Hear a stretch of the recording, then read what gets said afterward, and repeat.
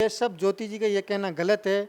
ज्योति जी जो खुद पार्टी से नाराज चल रहे, ज्योति जी खुद टिकट लाने की दौड़ में थे, उनको टिकट नहीं मिला तो वो तो खुद बीजेपी से नाराज है।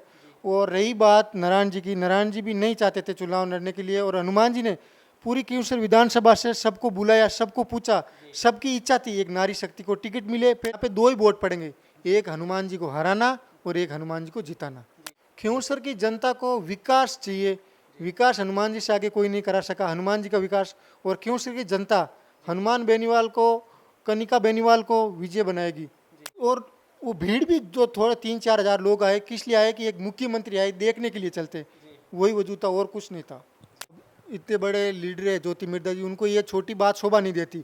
विधानसभा डांस करने के लिए नहीं होती है, विधानसभा पूरे राजस्थान के हर परिवार गरीब की वहाँ पे बात रखी जाती है, वहाँ पे मुद्दे रखे जाते हैं। विधानसभा उसके लिए होती है, डांस करने के लिए नहीं होती है। अब नमस्कार साथियों, मैं आपका साथी रूपाराम बेनीवाल और आप देख रहे हैं जेबी ग्रुप। खियूसर में इन दिनों उपचुनाव का दौर चल रहा है और खियूसर की राजनीति काफ़ी गर्माई हुई है। हमारे साथ में युवा साथी जुड़े हुए हैं, इनसे चर्चा करेंगे कि खियूसर का माहौल किस तरफ है। और काफ़ी समय से अपन देख रहे हैं कि यहाँ से जब से खियूसर विधानसभा सीट बनी है तब से लेकर के बेनीवाल परिवार का यहाँ राज रहा है। और इस बार कनिका बेनीवाल है वो मैदान में है, सामने रेवंत राम जी और इधर कांग्रेस से शवई सिंह जी की पत्नी रतन चौधरी। किस तरफ ज़्यादा झुकाव है, युवाओं की क्या मांग है और युवा है वो खियूसर में क्या चाह रहा है। राम राम सर। राम राम सर। सबसे पहले तो अपने चैनल पर आपका परिचय होना चाहिए कि भाई जो वक्तव्य अपना रख रहे हैं वो कौन है, अपने दर्शकों को जरूर पता होना चाहिए इस पर। मेरा नाम भानुप्रकाश बेनीवाल है, मैं पांचला से हूँ और आरएलपी का एक कार्यकर्ता के नाते आरएलपी का हूँ। जी, कितने समय से आप आरएलपी पार्टी के साथ में जुड़े हुए हैं? हम लोग 2008 से आरएलपी से जुड़े हुए हैं। जी आपने पहले भी अभी सोशल मीडिया पे देखा होगा, जो बच्चे गए थे बस में, उनकी बस खराब हो गई थी एग्जाम देने के लिए, हनुमान जी को फ़ोन किया, तुरंत 1 घंटे बाद उनका बस मिल गई और उनको घर तक पहुंचाया है। जी, मतलब कुल मिलाकर के जो युवाओं की है वो बात सुनते हैं, हर समय उनके लिए तत्पर रहते हैं। अपन बात करते हैं खियूसर विधानसभा की, उपचुनाव आ गए, क्या चाह रही है खियूसर की जनता, क्या चाह रही है? खियूसर की जनता को विकास चाहिए, विकास हनुमान जी से आगे कोई नहीं करा सका, हनुमान जी का विकास। और खियूसर की जनता हनुमान बेनीवाल को, कनिका बेनीवाल को विजय बनाएगी। जी, कहीं ये बात सामने आ रही है कि भाई कनिका बेनीवाल को प्रत्याशी घोषित किया है। कल बीजेपी की नामांकन रैली थी, ज्योति मिर्धा भाषण दे रहे थे, वहाँ उन्होंने बताया कि नारायण बेनीवाल ने जहर का घूंट पिया है, टिकट तो नारायण बेनीवाल का था और इन्होंने कनिका बेनीवाल को दे दिया, परिवार में फूट है, ऐसी बातें चल रही थी। नहीं, ये सब ज्योति जी का ये कहना गलत है। ज्योति जी जो खुद पार्टी से नाराज चल रहे, ज्योति जी खुद टिकट लाने की दौड़ में थे, उनको टिकट नहीं मिला तो वो तो खुद बीजेपी से नाराज है। और रही बात नारायण जी की, नारायण जी भी नहीं चाहते थे चुनाव लड़ने के लिए, और हनुमान जी ने पूरी क्यूसर विधानसभा से सबको बुलाया, सबको पूछा, सबकी इच्छा थी एक नारी शक्ति को टिकट मिले। पहले भी हनुमान जी बेनीवाल ने नारी शक्ति को टिकट दिया, इंदिरा जी को विधानसभा में भेजा, और इस बार भी कनिका जी को टिकट दिया हनुमान जी ने। हम सब पूरी क्यूसर की विधानसभा सब लोग कनिका जी के समर्थक है, सब लोग इस टिकट से खुश है। कल बीजेपी की मीटिंग हुई थी, काफ़ी भीड़ देखने को मिली, बहुत बड़े बड़े नेता भी आए, क्या लग रहा है इस बार परिवर्तन कुछ हो सकता है? अब आप ये बात बोल रहे हो काफ़ी भीड़ थी, मैं तो नहीं मानता हूँ। एक मुख्यमंत्री क्यूसर में आया और उसकी भीड़ कांग्रेस और बीजेपी की दोनों की भीड़ मिला के देख लो, और आरएलपी की भीड़ देख लो, उनसे 2 गुना ज़्यादा थी। एक और वो भीड़ भी जो थोड़े 3-4 हज़ार लोग आए, किस लिए आए कि एक मुख्यमंत्री आए देखने के लिए चलते, वही वजूद था और कुछ नहीं था। मीटिंग के अंदर भाषणबाजी हुई, कल राष्ट्रीय लोकतांत्रिक पार्टी से भी अच्छे अच्छे वक्ता वहाँ आए, भाषण दिए, बीजेपी में भी वक्ता आए, उन्होंने भी भाषण दिए। एक बात कहीं ना कहीं आई है, ज्योति मिर्धा ने कहा है कि रेवंत राम जी के बारे में कि इनको जिता दो, विधानसभा में भी डांस करेंगे। देखो, अब इतने बड़े लीडर है ज्योति मिर्धा जी, उनको ये छोटी बात शोभा नहीं देती। विधानसभा डांस करने के लिए नहीं होती है, विधानसभा पूरे राजस्थान के हर परिवार गरीब की वहाँ पे बात रखी जाती है, वहाँ पे मुद्दे रखे जाते हैं। विधानसभा उसके लिए होती है, डांस करने के लिए नहीं होती है। अब उनकी ज्योति जी की क्या सोच है, ज्योति जी ये चाहते हैं कि कैसे ही करके रेवंत जी को हराए।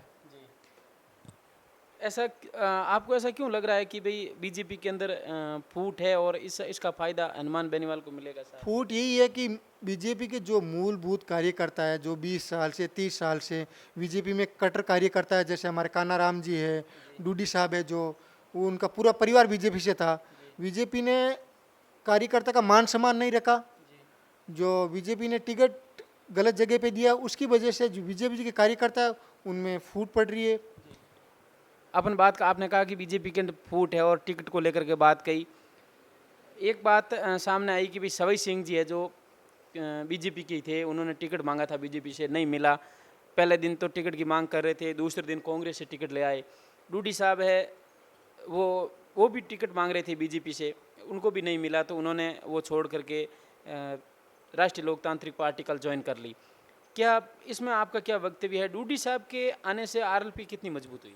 देखो, डूडी साहब के आने से आरएलपी को एक मजबूत स्तंभ मिला और डूडी साहब को भी एक अच्छा वो मिलेगा, आगे प्लेटफॉर्म मिला है डूडी साहब जी को। और रही बात सवई सिंह जी की, सवई सिंह जी तो कांग्रेस के ही थे, उनको फिर वो बीजेपी में चले गए और अभी टिकट नहीं मिला तो फिर वापस कांग्रेस में आ गए। ये इधर आने से जाने से ऐसा कुछ नहीं है, उन लोगों का कोई व्यक्तित्व नहीं है यहाँ पे। ठीक है, खड़े हो गए, 10,000 12,000 वोट ले लेंगे। अब टक्कर आरएलपी की बीजेपी से है या फिर कांग्रेस से है? क्योंकि सवई सिंह यहाँ से पहले चुनाव लड़ चुके हैं और अब की बार क्या लग रहा है, टक्कर किन के बीच में है? बीजेपी कांग्रेस दोनों एक हो जाए तो भी आरएलपी से टक्कर नहीं ले सकती। कहीं ना आरएलपी एक तरफ से जीत रही है। कहीं ना कहीं ऐसा भी सुनने में आ रहा है कि कांग्रेस और बीजेपी दोनों एक है यहाँ क्यूंसर के अंदर।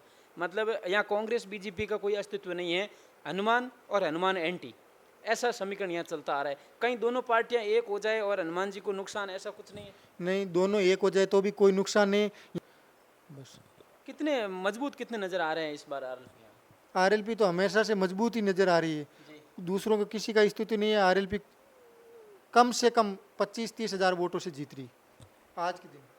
खींवसर के अंदर 25-30 हज़ार वोटों की आप बात कर रहे हो कि जीत रही है, लेकिन पिछला जो चुनाव हुआ था, मुख्य चुनाव जो विधानसभा का, जहाँ अब उपचुनाव हो रहे हैं क्योंकि हनुमान बेनीवाल यहाँ से सांसद बन गए, अंतर कम रहा है 2021 वोटों से। पिछला जो उपचुनाव हुआ था, नारायण जी बेनीवाल जब 4500 जीते थे, अब 2200 से 2022 से जीते हैं। क्या लग रहा है ये अंतर लगातार कम क्यों हो रहा है? देखो, इसमें अंतर है कि पहले चुनाव में हनुमान जी यहाँ टाइम नहीं दे पाए, बाहर थे, पूरे विधानसभा का चुनाव था। और इस चुनाव में एक षड्यंत्र हो गया था कि बोतल के नीचे बल्ला आ गया था। जो हमारी महिला हैं, उन्होंने ध्यान नहीं दे के बल्ले पे वोट दिए। 5,000 वोट हमारे ऐसे खराब हो गए और 2,000 से जीते 7,000 तो वैसे ही आ गए हम लोग। बल्ले से याद आया है अभिनव पार्टी, अशोक चौधरी, उन्होंने कल बीजेपी ज्वाइन कर ली। वो मुद्दे लेकर आए थे किसानों के फायदे के, काफ़ी ऐसे लेटर लेके 6-7 शर्तें लेकर के वो घूम रहे थे, पार्टी बनाई।